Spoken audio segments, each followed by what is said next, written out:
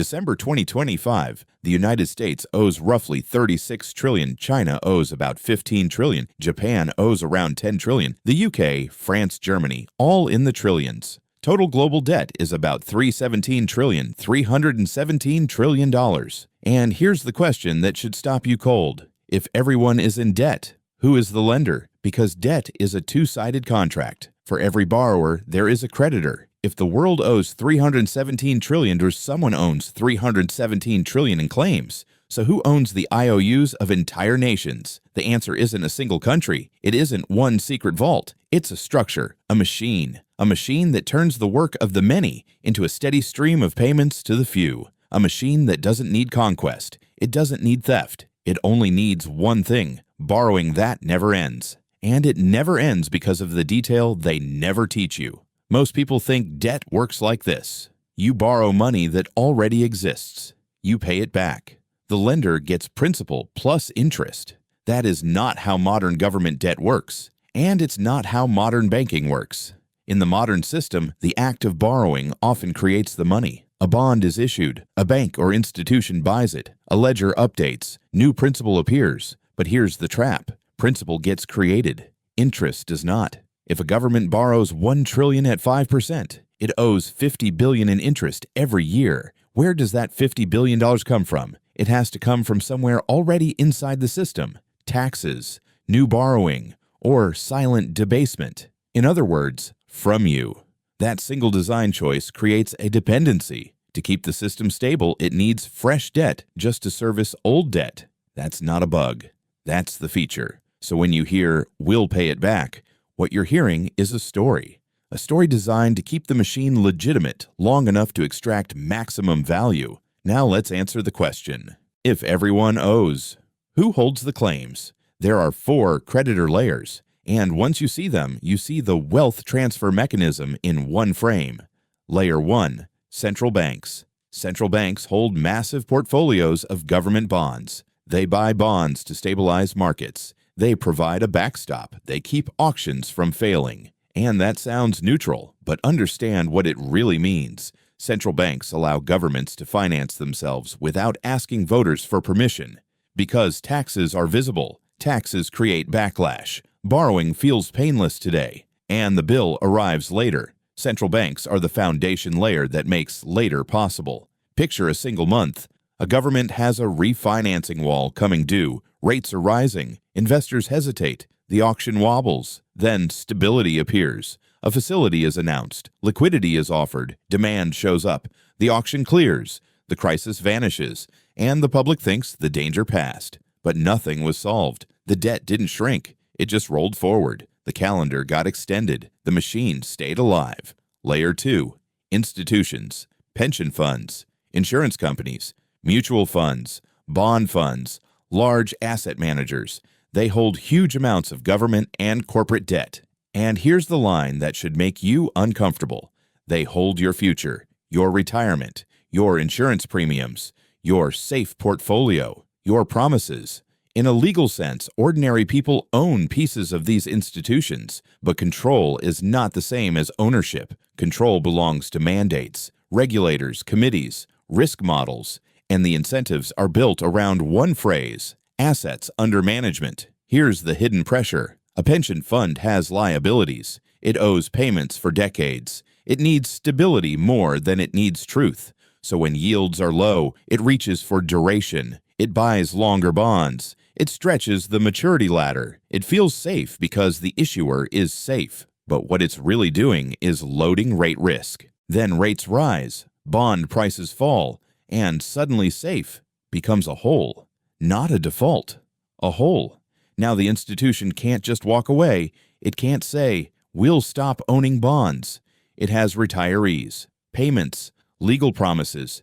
So it does what institutions do in late-stage systems. It demands protection, and protection has a name. It's always the same name: stability. Stability means the bond market must not break, because if bonds break, pensions break. If pensions break, the social contract breaks. So the system protects bonds, and the machine grows.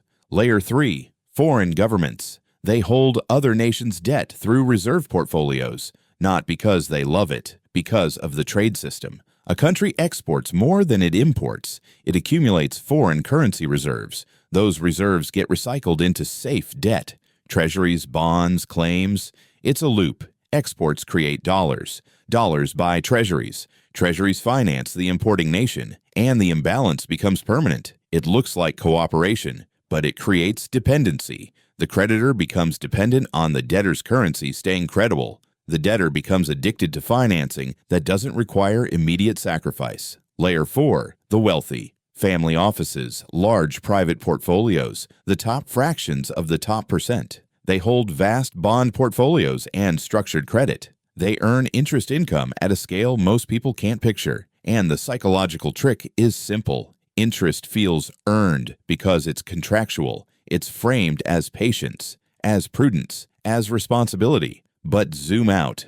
Interest is the price of dependence. And the more the world depends on debt, the more interest becomes a permanent transfer mechanism. So the lender isn't one person. It's a stack. Central banks at the base, keeping the engine running. Institutions in the middle, holding the bulk of claims. Foreign governments recycling trade into debt. And the wealthy at the top, collecting the stream. Now ask the next question. If that's the structure, why does debt keep getting bigger? Why didn't global debt stay at 40 trillion? Why did it become 317 trillion? Because the machine doesn't just tolerate growth, it requires growth. Here's the simplest form of the trap. When money is created through debt, the principal appears. But the interest obligation appears too. System-wide, more is owed than was ever created at the moment the debt was issued. So to pay interest, the system must do one of two things: take money from someone else inside the system or create new debt to generate new money. In practice, it does both. It taxes and it borrows. Borrowing to pay interest is not a metaphor. It's the normal state of a mature debt system. That's why debt rolls. Old debt gets refinanced, maturities extend, payments get rearranged, and the public is told the crisis is managed. Managed means permanent. Now comes the part that matters to your life. If the debt can't be paid back in the normal sense, how does the system survive? It chooses the path that doesn't require a vote. Inflation, debasement, financial repression, the invisible tax. And this is where the middle class gets trapped, because the middle class lives in the part of the economy that cannot outrun debasement. Wages, cash savings, fixed income, pensions, promises, those are claims. And claims are the first thing a system sacrifices to preserve itself. Meanwhile, assets often adjust. Real estate, equities, productive businesses, scarce resources. So you get a world where people feel like they're working harder and moving backward. Your salary rises, your rent rises faster, your groceries rise faster, your insurance rises faster, your raise becomes permission to stay in place. And the cruelest part is that it can feel slow,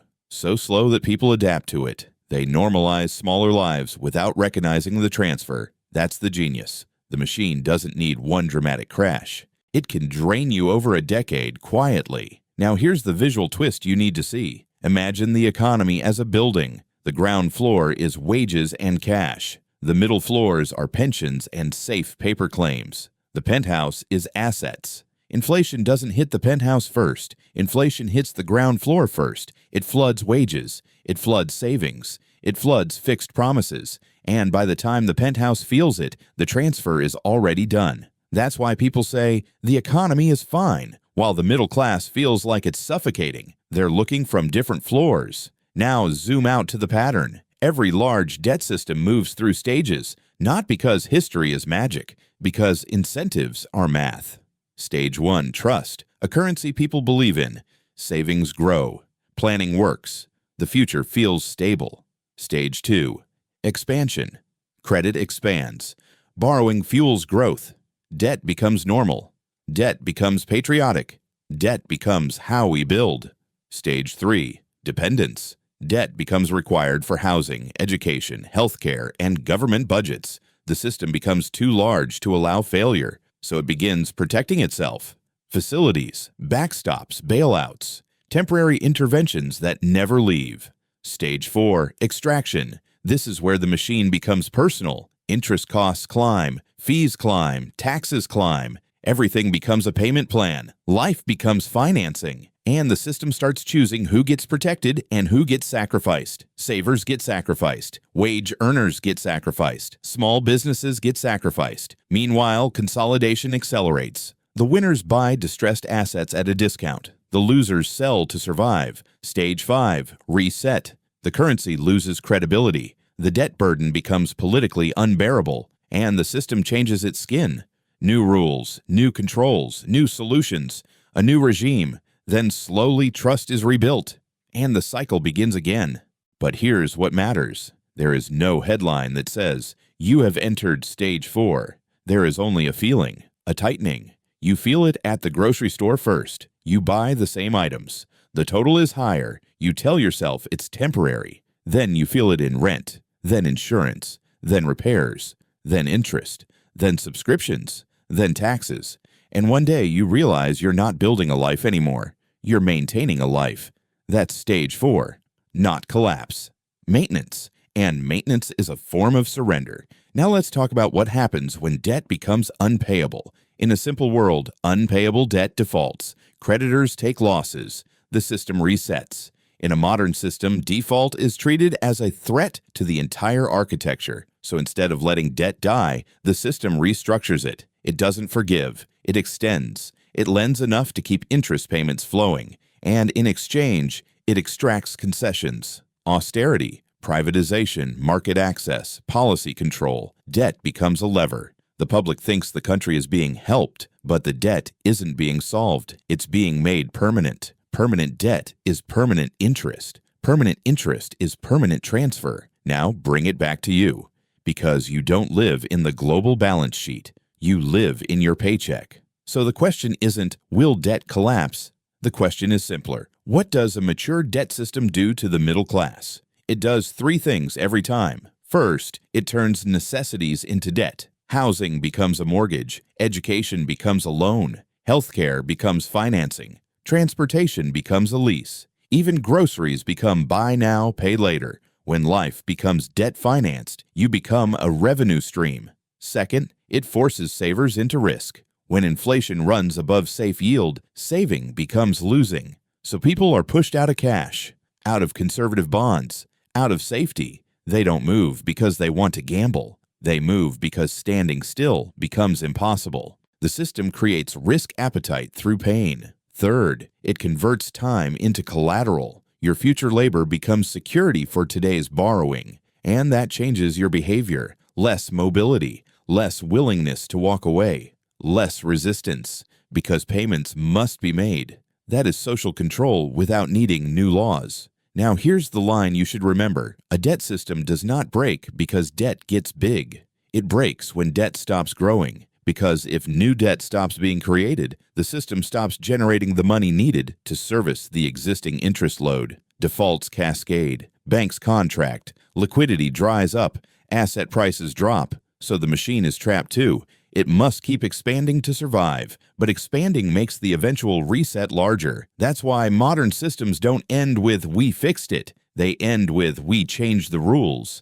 So why haven't we reset already? Because resets are politically expensive. They destroy legitimacy. They expose the transfer. They create anger. So systems postpone as long as they can. They postpone with 4 tools. Tool 1, rollovers. Extend maturities. Refinance.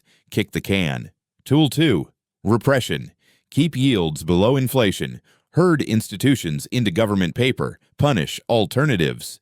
Tool 3, narrative. Soft landing. Temporary, transitory, new normal. Tool 4, scapegoats. Greed, supply chains, shocks, wars. Anything except the structure. And because these tools work for a while, stage 4 can last for years. Long enough to transfer a generational amount of wealth. Now, make it personal. If you are middle class, your vulnerability is not that you have no money. Your vulnerability is where your money lives. If your life is denominated in claims that can be debased, cash, wages, fixed promises, pensions, and safe paper, you are holding the part of the system that gets sacrificed first, because those are easy to dilute, easy to tax, easy to trap, easy to delay. That is why who is the lender matters. Because once you see who the creditors are, you see what the system is optimized to protect.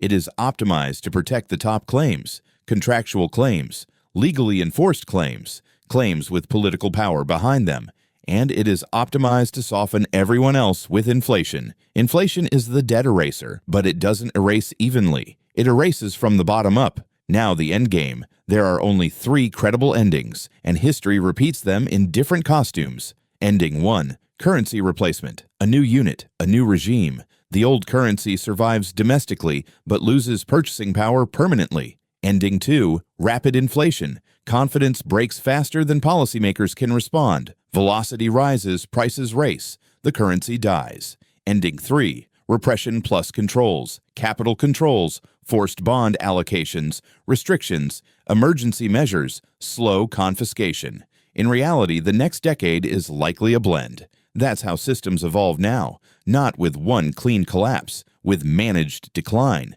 And you don't need the exact year, you need the stage. So here are 3 stage markers you can feel in daily life. Marker 1. Your income rises, but your life shrinks. Marker 2. The system rewards leverage more than labor. Marker 3. Rules start changing faster. New limits, new fees, new temporary programs, new restrictions, new emergency logic. That is what late-stage debt systems look like. Not because someone is evil, because the math is late. Now, what do you do with this? Not fantasy, not hype. Principles that survive every debt regime. First, don't be the easiest target. If your entire life sits in debasable claims, you're standing where the fire burns first. Second, own function, not stories. Things that keep their role when rules change, not trends, not slogans. Third, build flexibility, skills, mobility, optionality, networks, the ability to pivot when the system tightens, because the middle class doesn't get destroyed only by crashes. It gets destroyed by losing the ability to move. And that is what debt takes first. It takes your mobility. It turns your future into collateral. And then it charges interest on your own life. So the next time you hear, the debt is under control, remember the question, if everyone owes, who is the lender? Because the lender is not a person, it's a structure. And once you see the structure, you stop arguing about headlines. You start watching the mechanism, because the mechanism doesn't care what you believe. It only cares what you hold. And who gets paid first. And here's the final line, the line the system hates. A debt world doesn't run on money, it runs on claims. And when claims conflict, the system reveals its true priority, not your comfort, not your savings, not your future. Continuity. The machine must keep running, and that means someone always gets paid first. The only question is whether it's you or whether it's the structure.